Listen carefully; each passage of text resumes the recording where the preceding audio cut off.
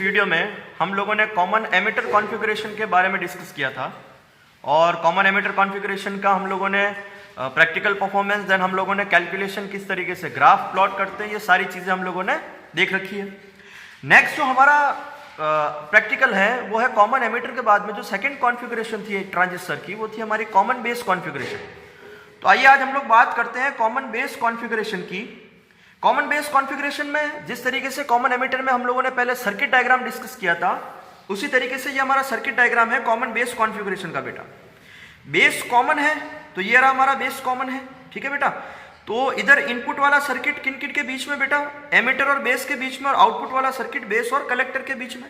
वही हमारा volt meter और अमीटर लगे हुए हैं। अमीटर जो है वो कौन सी करंट को बताएगा, आई एमिटर करंट को बताएगा।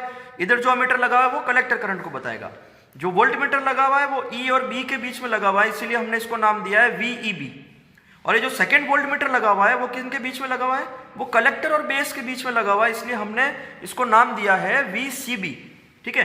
तो ये हमारा कॉमन बेस कॉन्फ़िगरेशन का सर्किट डायग्राम है। तो सर्किट डायग्राम अगर हमें याद है तो हम लोग क्या कर सकते हैं, सर्किट जोड़ सकते हैं। आइए बात करते हैं हम लोग इसकी ऑब्जर्वेशन टेबल की, कि कितनी ऑब्जर्वेशन टेबल बनेगी। तो ये हमारी ऑब्जर्वेशन टेबल है, जैसे आप लोगों को दिख रही होगी। ये ऑब्जर्वेशन टेबल है बेटा इनपुट कैरेक्टरिस्टिक की, ठीक है। इनपुट कैरेक्टरिस्टिक में क्या रखना है हमें आउटपुट वोल्टेज VCB जो कलेक्टर बेस वोल्टेज है उसे कांस्टेंट रखना है, और रीडिंग किन के बीच में लेनी है, एमिटर बेस वोल्टेज और एमिटर करंट के बीच हमारी रीडिंग आ जाएगी। तो मैंने यहाँ पे दो टेबल बना रखी है। इनपुट में जो है VCB अलग अलग वैल्यू ले रखी है, 0 वोल्ट और 5 वोल्ट कांस्टेंट पे, ठीक है। तो आप अपनी हिसाब से 2 वोल्ट, 4 वोल्ट, 5 वोल्ट, 10 वोल्ट, जैसा भी आप लोगों को ठीक लगे आप ऐसे इसको कांस्टेंट रख के रीडिंग ले सकते हैं। बात करते हैं इनपुट के बाद में बेटा हम बात करते हैं आउटपुट कैरेक्टरिस्टिक की। तो ये हमारी आउटपुट कैरेक्टरिस्टिक है। आउटपुट कैरेक्टरिस्टिक में जो है हमें क्या कांस्टेंट रखना पड़ता है, इनपुट करंट जो कि एमिटर करंट है हमारी, मैंने यहाँ पे ली है 10 मिली एम्पियर और 20 मिली एम्पियर, यानी 10 मिली एम्पियर 20 मिली एम्पियर पे कांस्टेंट रख के हम लोग क्या रखेंगे, आउटपुट वोल्टेज और करंट की रीडिंग नोट करेंगे और आउटपुट कैरेक्टरिस्टिक हम लोग ड्रॉ करेंगे, ठीक है बेटा। तो ये हमारा एक इंट्रोडक्शन है कि किस तरीके से इसका सर्किट डायग्राम है और किस तरीके से इसकी ऑब्जर्वेशन टेबल है। नेक्स्ट हम लोग चलते हैं एपरेटस पे, कि एपरेटस पे कैसे सर्किट जोड़ते हैं और किस प्रकार से हम लोग रीडिंग लेते हैं। तो देखिए ये हमारा प्रैक्टिकल बॉक्स है। प्रीवियस जो हमने कॉमन एमिटर कॉन्फ़िगरेशन के लिए बॉक्स देखा था वही हमारा सेम प्रैक्टिकल बॉक्स है। इस बॉक्स में इस बार हम लोगों को कॉमन बेस कॉन्फ़िगरेशन के लिए सर्किट जोड़ना है, ठीक है बेटा। तो कॉमन बेस कॉन्फ़िगरेशन के लिए किस तरीके से सर्किट हम लोग जोड़ेंगे, प्रैक्टिकल हम लोग देख चुके हैं। इसका जो सर्किट डायग्राम है कुछ इस प्रकार से है, मैं आप लोगों को वापस दिखा देता हूं। ये इसका सर्किट डायग्राम है और ये किसके लिए बनाया है, मैंने PNP ट्रांजिस्टर के लिए बनाया है। देखिए सर्किट में इधर बैटरी का पॉजिटिव जा रहा है अमीटर के पॉजिटिव में, और इधर बैटरी का नेगेटिव जा रहा है अमीटर के नेगेटिव में। यह अमीटर का नेगेटिव जा रहा है E में, और इधर पॉजिटिव जा रहा है बेटा कलेक्टर में C में। और जो हमारा वोल्ट मीटर है वो हमेशा कैसे लगता है, पैरेलल लगता है। पैरेलल का मतलब पॉजिटिव पॉजिटिव से, नेगेटिव नेगेटिव से। और बेस इस बार जो हमारा कॉमन है, ध्यान रखना बेटा, बेस का एक तो जा रहा है बैटरी के नेगेटिव में इस तरफ वाली, और इस तरफ वाले से जा रहा है बैटरी के पॉजिटिव में, ठीक है बेटा। तो एक टर्मिनल तो जाएगा नेगेटिव में, दूसरा टर्मिनल जा रहा है बैटरी के पॉजिटिव में। आइए सर्किट जोड़ते हैं। देखिए किस प्रकार से हम सर्किट जोड़ते हैं। सबसे पहले वोल्ट मीटर को जोड़ते हैं। वोल्ट मीटर पॉजिटिव को पॉजिटिव से, ये पैरेलल में जोड़ना है वोल्ट मीटर को, और नेगेटिव को नेगेटिव से। तो volt meter positive positive negative negative, ये इधर वाला हमारा वोल्ट मीटर कनेक्ट हो गया। कौन सा वोल्ट मीटर था सर, ये था VEB। नेक्स्ट बात करते हैं हम लोग जोड़ते हैं VCB सेकेंड वोल्ट मीटर। वो भी कैसे जोड़ना है, पैरेलल, पॉजिटिव को पॉजिटिव से, और नेगेटिव को कैसे जोड़ेंगे बेटा, नेगेटिव से। तो ये हमारा सेकेंड जो है वो वोल्ट मीटर कनेक्ट हो गया। कौन सा वोल्ट मीटर है हमारा, ये वोल्ट मीटर है VCB, ठीक है। अब बात करते हैं हम लोग अमीटर की। अमीटर कैसे था सर, बैटरी का पॉजिटिव अमीटर के पॉजिटिव में था। ये रहा बैटरी का पॉजिटिव, ये बैटरी का पॉजिटिव। ये हमारा अमीटर है, मिली अमीटर। अमीटर में किस में जाना है, पॉजिटिव में, अमीटर के पॉजिटिव में। और अमीटर का सर जो दूसरा नेगेटिव था वो किस में था, वो E में था सर। तो ये अमीटर का नेगेटिव देखिए हमारे पास E के लिए 2 टर्मिनल है, दोनों में से हम किसी भी एक में जोड़ सकते हैं। मैं इसमें जोड़ देता हूँ, ये E में। तो इधर वाला कंप्लीट हो गया, अमीटर कनेक्ट हो गया। नेक्स्ट बात करते हैं सर इधर वाले अमीटर की, जो हमारा IC करंट को बताएगा। IC करंट को बताएगा सर, वो बैटरी का नेगेटिव जा रहा था अमीटर के नेगेटिव में। सर ये मेरे बैटरी का नेगेटिव, ये किस में जा रहा है सर, अमीटर के नेगेटिव में, या अमीटर के नेगेटिव में चला गया। नेक्स्ट बात करते हैं सर, अमीटर का पॉजिटिव किस में जा रहा था? अमीटर का पॉजिटिव जा रहा था कलेक्टर में, और कलेक्टर में भी हमारे पास दो टर्मिनल है, दोनों में से किसी में भी क्या कर सकते हैं हम? ऐड कर सकते हैं, कनेक्ट कर सकते हैं। तो ये हमने कनेक्ट कर दिया बेटा कलेक्टर के साथ। अब देखिए हमारा जो बेस कॉमन रखना है वो बेस अभी फ्री है, और बेस मैंने कहा एक किधर जुड़ेगा? एक तरफ तो जुड़ेगा नेगेटिव से और दूसरा टर्मिनल जुड़ेगा पॉजिटिव से। तो देखो दोनों ही टर्मिनल बच गए हमारे पास में। तो बेस का एक टर्मिनल चला गया बैटरी के नेगेटिव में, और बेस का दूसरा टर्मिनल चला गया बैटरी के पॉजिटिव में, यानी इस तरफ वाली बैटरी के पॉजिटिव में, ये कनेक्ट हो गया। तो ये हमारा सर्किट बेटा क्या हो गया? कंप्लीट हो गया। अब सर्किट कंप्लीट हो गया, सबसे पहले हम लोग क्या बात करते हैं? इनपुट कैरेक्टरिस्टिक की। इनपुट कैरेक्टरिस्टिक हमें ड्रॉ करनी होती है किन किन के बीच बेटा? वो हम लोग ड्रॉ करते हैं सर इनपुट वोल्टेज VEB और IE के बीच में। तो VEB और IE के बीच में हम लोग जो है रीडिंग लेते हैं। उसके लिए कांस्टेंट क्या रखना है सर? VCB को 0 वोल्ट पे कांस्टेंट रखते हैं। ऑन करते हैं सर्किट को, और VCB को हम 0 वोल्ट पे, 0 वोल्ट ही है हमारा अभी, ठीक है बेटा? तो ये 0 वोल्ट पे कांस्टेंट है।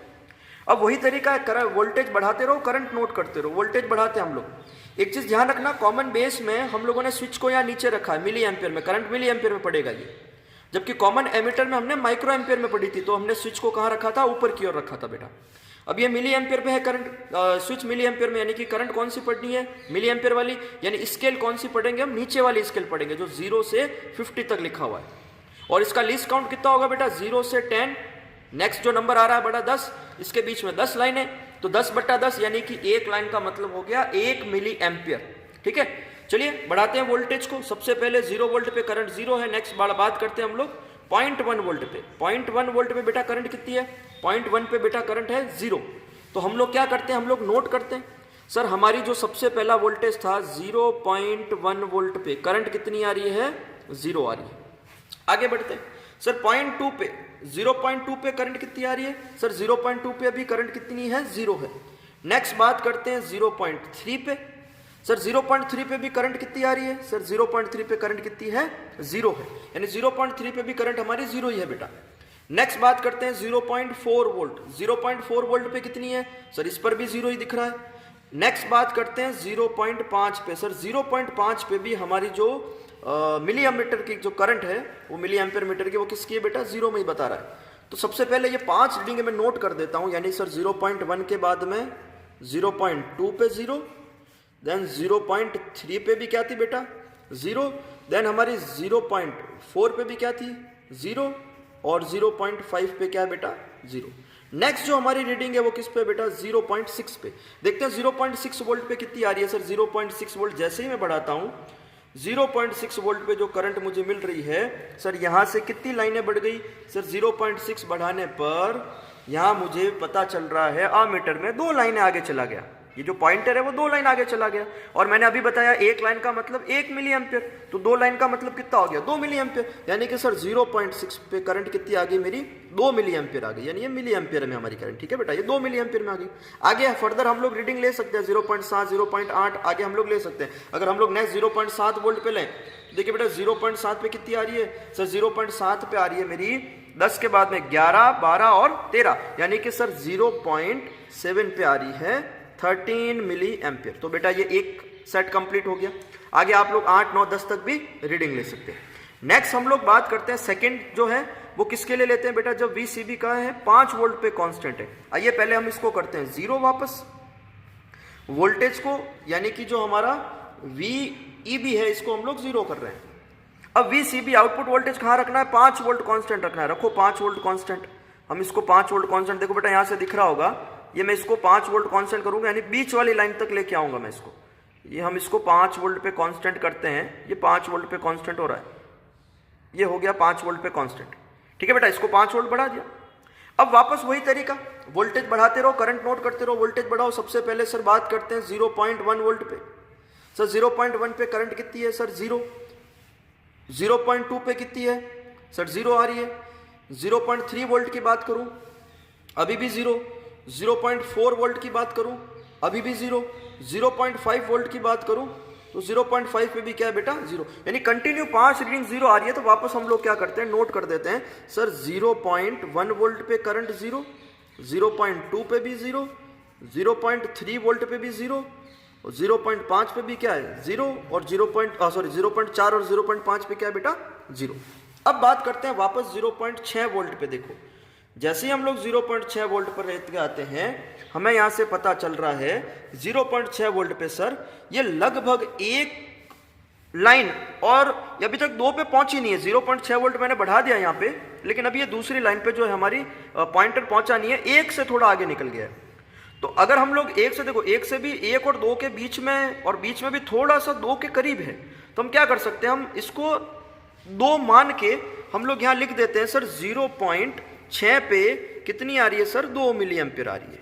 ठीक है बेटा, आगे बढ़ते हैं। 0.6 के बाद अगर मैं 0.7 की बात करूं तो 0.7 पे कितनी आ रही है बेटा, 0.7 पे सर मुझे मिल रहा है 0.7 वोल्ट पे ये लगभग सर 10 के बाद में 11, 12, 13, 14 और लगभग 15 पे आ रही है बेटा। ठीक है, यानी कि सर अगर मैं 7 की बात करूं तो लगभग 15 मिली एम्पियर करंट बता रही है। ठीक है, तो ये हमारा जो है वो इनपुट कैरेक्टरिस्टिक के लिए हमारा जो है प्रैक्टिकल था। इनपुट कैरेक्टरिस्टिक किस तरीके से हम लोग जो है रीडिंग लेंगे इनपुट टेबल की।